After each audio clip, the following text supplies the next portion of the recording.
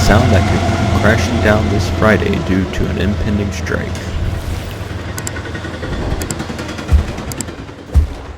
Welcome back to the channel, guys, and in today's video we have a potential railroad strike where CNN posts massive rail strike next week could deal another blow to America's economy, and with U.S. railroad shutdown threatening industry counts the cost. So every few years, 5 years to be exact, the union workers of the railroad have to sign a new contract, and usually this goes a few years overdue, but due to the 1927 Railway Labor Act, railroaders cannot go on strike. But with the pandemic and everything going on, the deal in which they feel they are getting is not good enough. So recently, President Joe Biden this summer appointed a presidential emergency board to break labor negotiations impasse between major U.S. railroads, the unions representing 115,000 workers. So most of them have come up with an agreement except two unions, and they can potentially go on strike after the cool down period on September 16th at midnight. So according to Trains magazine, a paragraph in the Presidential Emergency Board reports stokes of controversy. So the one thing that people really did not care for was this statement right here that says the carriers maintain that capital investment and risk are the reasons for profits, not any contributions to labor. So in hindsight, the union laborers are saying that this guy said that profits do not contribute to labor, which is clearly what the guy said. The carriers further argued that there is no correlation historically between high profits and high compensation, either in freight rail industry or more generally. To the contrary, one of the carriers' experts maintained that the most profitable companies are not those who compensate is the highest. The carriers assert that since employees have been fairly and adequately paid for their efforts and do not share in the downside risk if the operations is less profitable, then they have no claim to share of the upside, the report says. So taking a look at, say, the Union Pacific stock, it's countless, since, good earnings after good earnings after good earnings, and then, a couple of bad earnings during the pandemic when everything kind of took a little bit of a dump in, just shipping and everything. So right here in 15, this is when the oil market kind of went down, and that was a big business. But overall, the railroad, say since 2009, I mean, if you would have bought the UP back here at the bottom of the Great Recession, you'd be up 14 times. And with this news article right here, the U.S. railroads prepare for potential strike and disruption.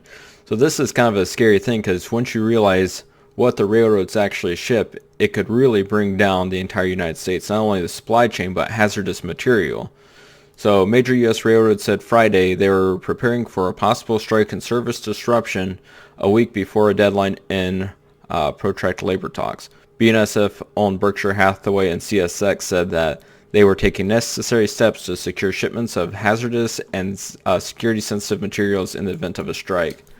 Now, this is, it's one of those things is when you realize that chlorine and everything is shipped by rail, and that's what keeps our water clean, and, you don't want that just kind of laying around or stopping service.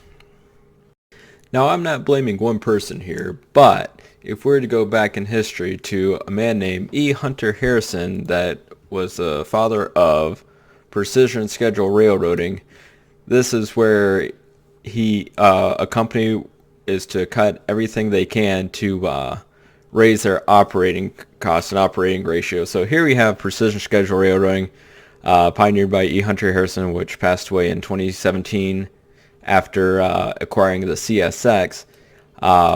Once the CP, CSX, the IC, and the CN all went into PSR, they're able to lower their operating ratios to, I think it's like 0.5 or 0.55. So a lot of this, they went into floors of their headquarters and literally chopped all their leadership.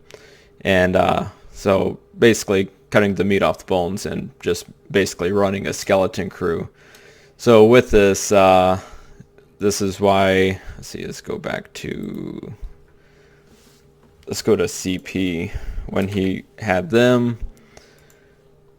I mean, right here, like right after the Great Recession, you know, just in this little bit of time, it went up 700% in the matter of 5 years, which is unheard of. And now you can see it's just kind of going sideways. So you can see with this chart right here, where it's railroad output and employment, where between January 2000 and January 2022, where employment and carloads maintain a fair correlation, and right here at the pandemic, employment dropped and carloads has gone up. So the railroads haven't really hired anybody, and people are doing a mass exodus on the railroads because, well, as a craft worker, the hours and schedules aren't that great compared to the compensation which they may receive. I don't want to throw too many opinions in this, but it said that I think it was 29% of railroad workers have quit since 2017, either laid off or quit, which is a great chunk, and it has not recovered. So with that said, I guess we'll see on Friday if there is an agreement met at midnight, so they do not go on strike. Realistically, I hope they don't, and in the last few years, this is the closest we ever have been to a strike, and but this is something that happens all the time, but the federal government will step in and prevent a strike from happening. And hit that like and subscribe button. I'll keep you updated, and it's going to be a great week this week in the market to watch.